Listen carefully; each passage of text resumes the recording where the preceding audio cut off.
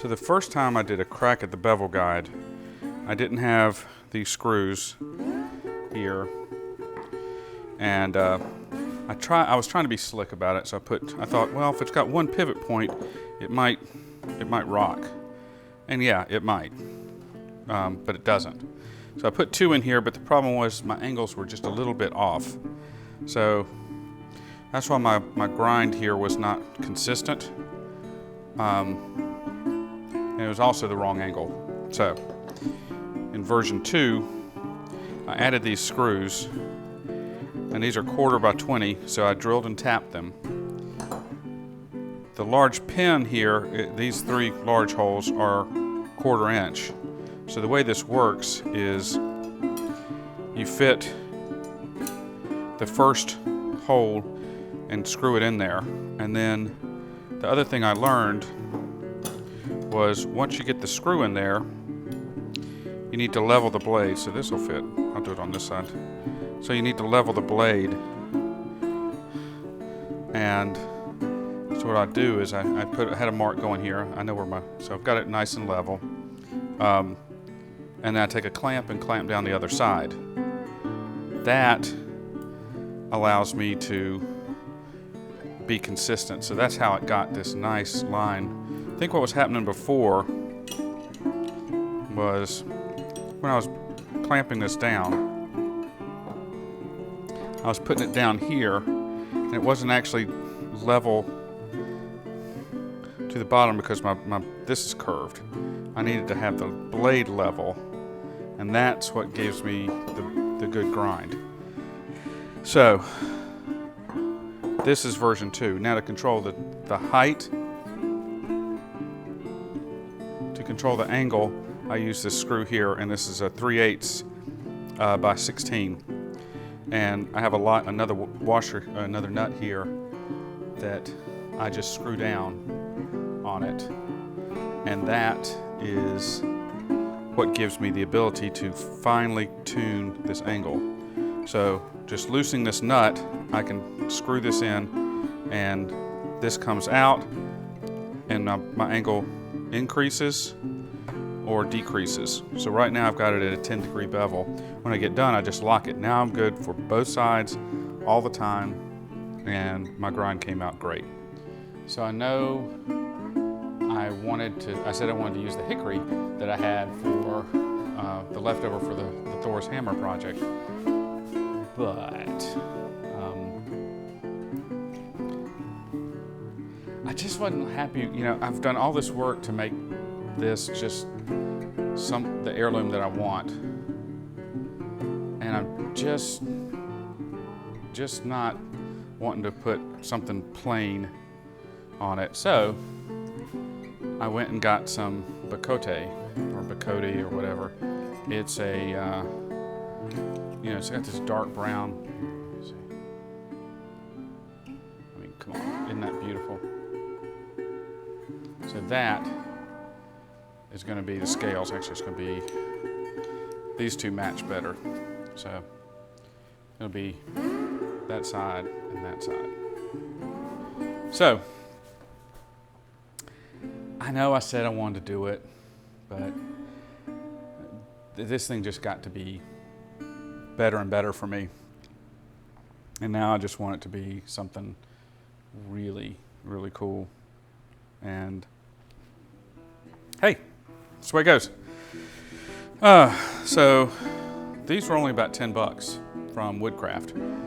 And now I've got 3 pins, brass pins. They're 1/4 inch brass, and I took them on my the belt grinder and just grinded down the edge so I can slip them in there. And so now we need to assemble this and tape it together, because I'm going to use the 1/4 inch holes here on the handle as a guide for cutting out, for drilling out the holes on the scales.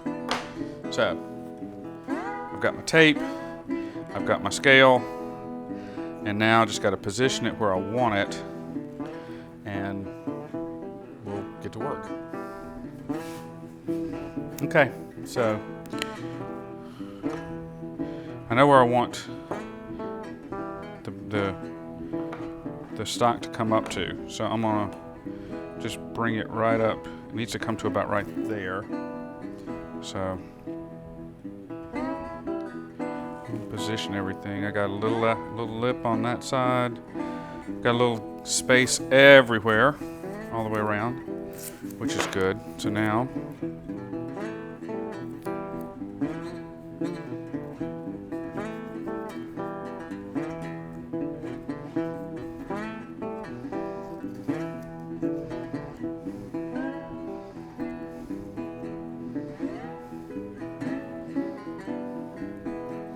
there's one.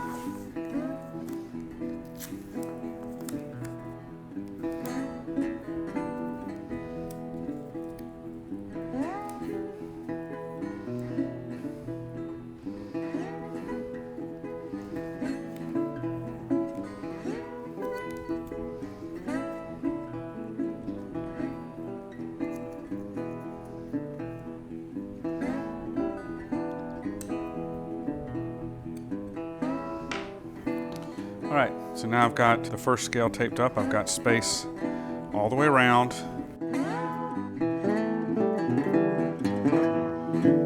The drill, in case it jerks.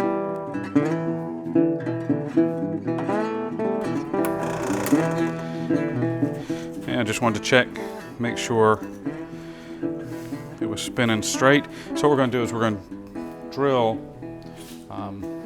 We're going to drill the first hole. And then we're going to put the pin in it to make sure it stays in place exactly while we drill the other ones. And then we'll repeat the process with the second one.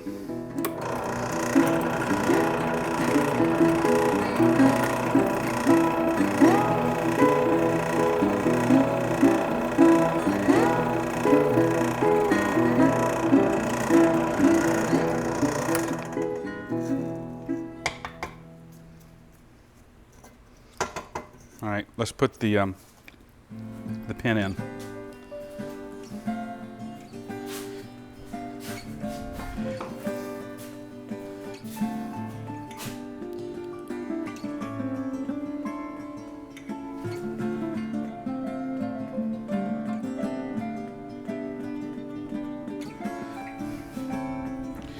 All right.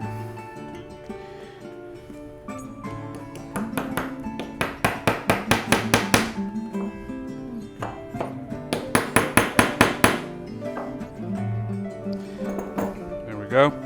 Now we can safely drill the other hole, and we'll put another pin in. We'll just keep repeating this process.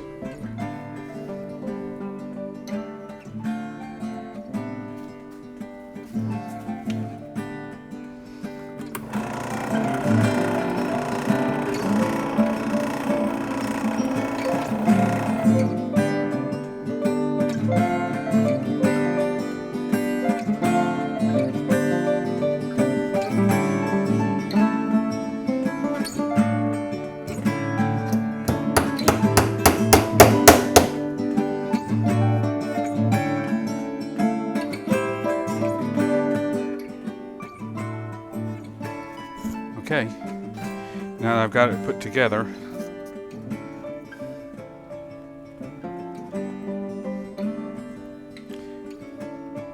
it's right about where I want it to be. Everything's looking good. So I got gaps everywhere that I want it to be.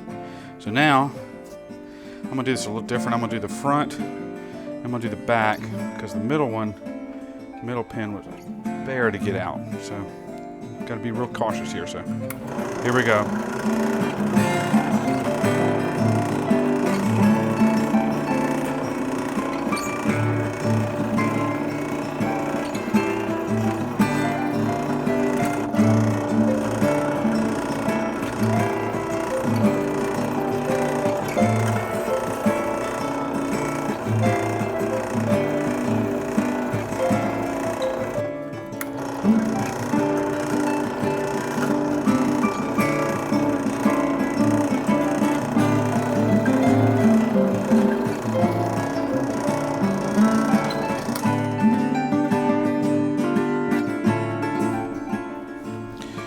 All right, but this is the first time you get a look at the dark and the silver together, the wood and the silver. Yeah, I'm pretty pleased. Pretty pleased. All right, so now I got to take this apart and then assemble it again because I need to do the edge here. I need to cut this little profile here and lay that on there, draw it on. I'll put these two pieces together, use the pins to make sure they always stay in the same place. And I'll cut that on the bandsaw and then get it cleaned up, get everything, and then I gotta bevel the back, bevel this away from that. So I gotta do everything that's close up to the blade here. Do everything close up to the blade before I reassemble, because once I'm assembled, I can't work close to the blade again because I'll mar it. So I have to finish, basically get from, here forward, this section above in front of the pin, the front pin. I have to get that completely finished. I mean, I have to sand it down to just ready, finish sanding everything. That part has to be good before I can do any of the work on the top, bottom, and start grinding this down to get the tang. So, next steps. All right, so let's pull this off, and I'll clean up this hole, and then we'll be in good shape. So, gonna knock that pin out, and then we'll be rocking and rolling. There really isn't a lot to do here. I've got kind of my marks.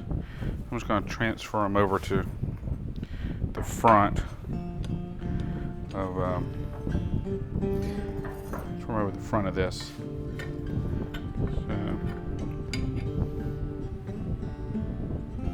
actually, what I can do, I'm gonna drive these pins, since I marked this side, I'm gonna drive these pins all the way through and work from that side. So.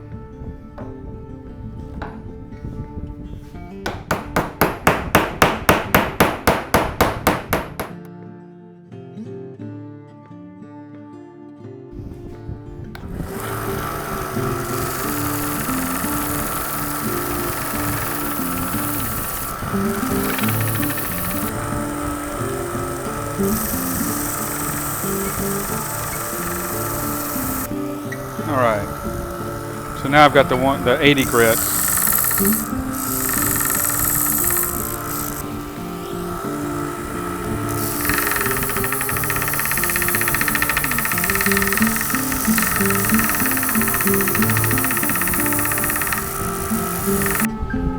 Check out this.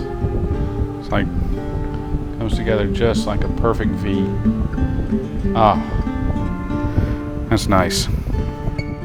So now I need to get my edge from here back. I gotta grind this back.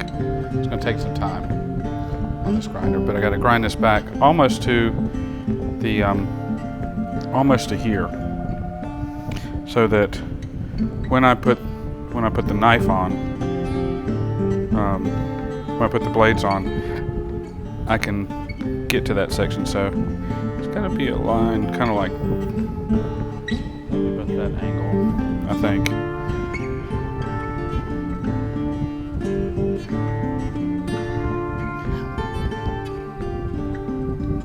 Something like that. Let's see. Okay. So I made this just to see what a scale would look like and where it would come to. And it looks like, I line it up there. It looks like I'm fine. I really like the angle. This is kind of maxed out for this table. So I'll only go to 30 degrees, and that seems to be gracious plenty. So what I'm gonna do is I'm gonna grind this down until it meets the center. And And then I'll take the other side. I'll probably get close to the center and then kind of go back and forth, but that's where I'm gonna go right now.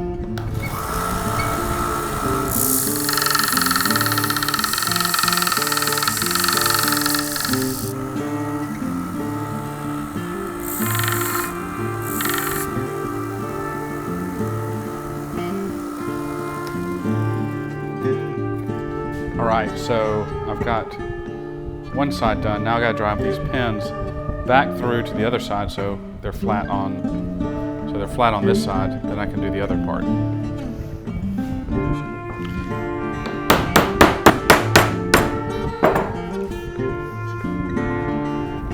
All right, now we'll get started on this half.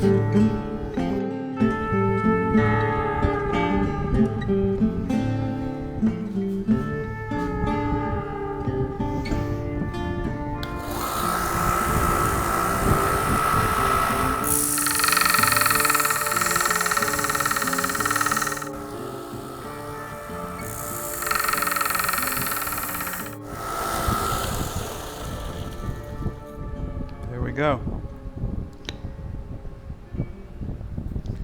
So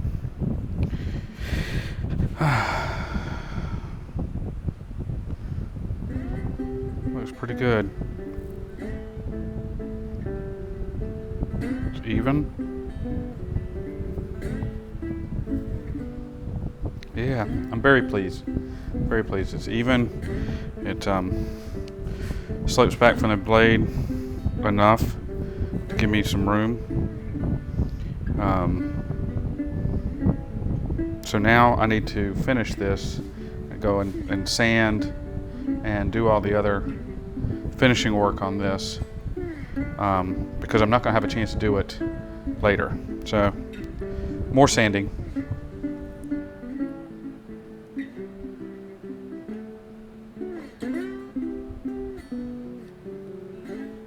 So I've got some 120 here, and I'm gonna or 220, and I'm gonna start with that.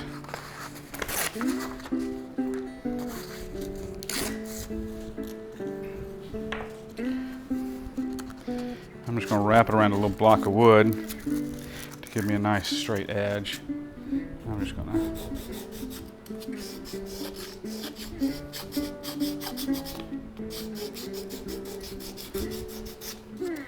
So I'm going to use the 120, and I'm going to go all the way up to probably 800.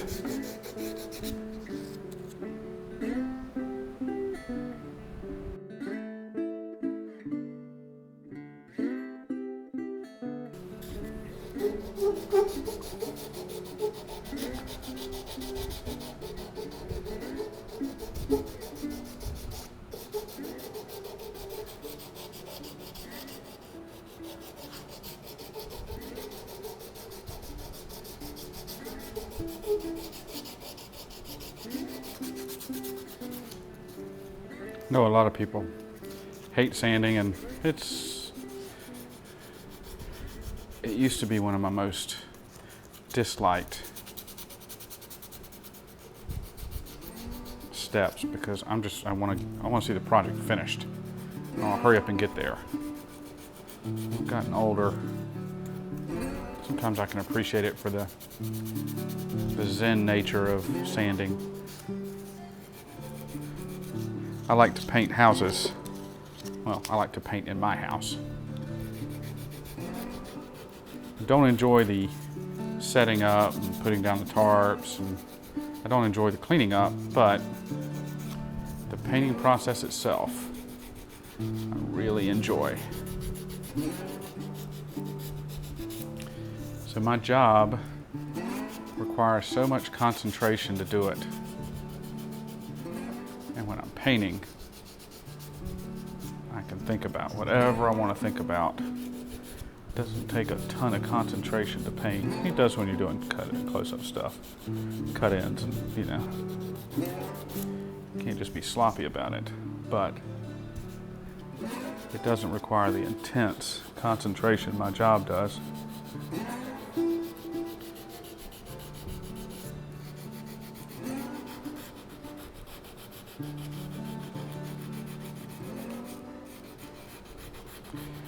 Sanding's kind of the same thing.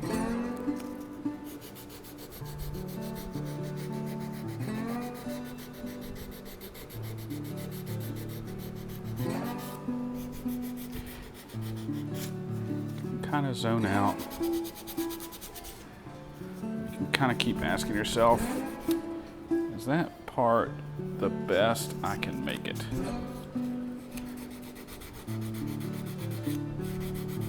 If the answer is no, work on it a little bit. Work on this side.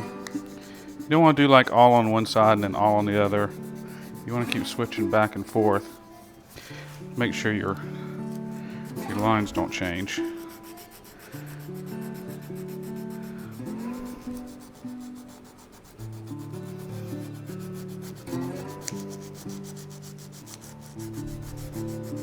And I'm trying to go, the grain pattern goes like this in a V. So I'm trying to match that to remove those sanding marks or a couple vertical stripes right there need to come out, but I need to get both sides balanced. I can probably take them out with some 110 and then come back to the 220, but I think I'm just gonna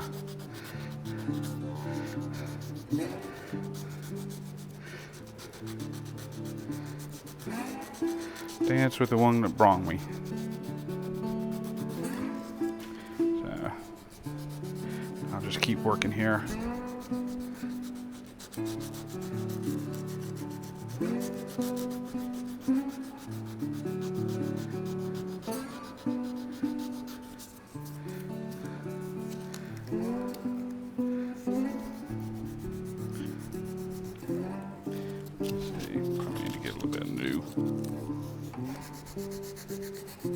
Yeah, boy. It's funny how a new strip of sandpaper. Looks like this stuff really gums up. Seemed to gum up my belt over there. So.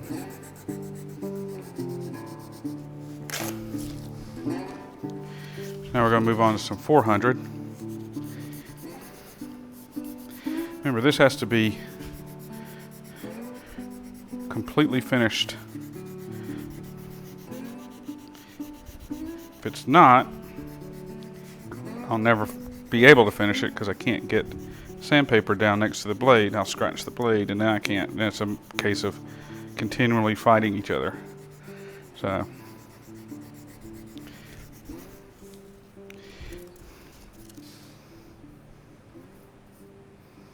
well, this is looking nice. Okay, I think we're ready to move up. I don't have any 800 sitting around, but I do have some 1000, which is probably overkill, but that's never stopped me before. So.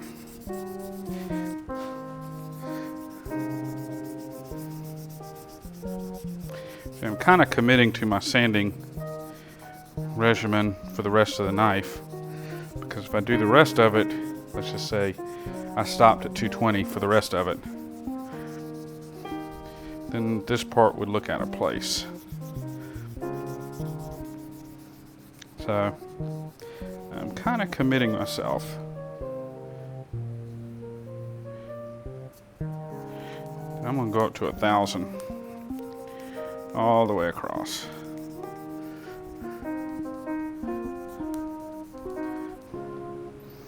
Take a look at that. Oh my gosh, that's just gorgeous.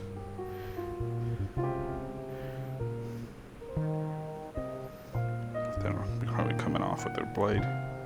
That is just incredible. All right, so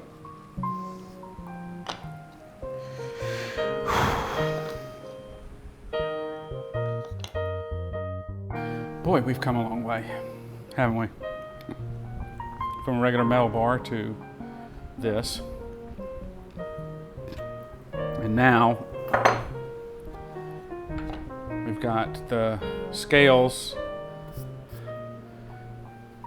and the front edge done. It is freaking gorgeous. Oh my gosh, this is so pretty. But I do see I need to drop this side down. Drop this part down just a little more. So I'll hit that before I finish up. But we've got that done, and now all that's left is get ready for final assembly. So that's gonna mean I gotta go get some, I'd like to use 30-minute, but probably, yeah, 30 minutes should be good. Oh, I need to do one more thing to these scales. I gotta, when I take them apart, I'm gonna drill out a couple holes in the bottom just to give the epoxy some more grip, because I want this to really totally flood it.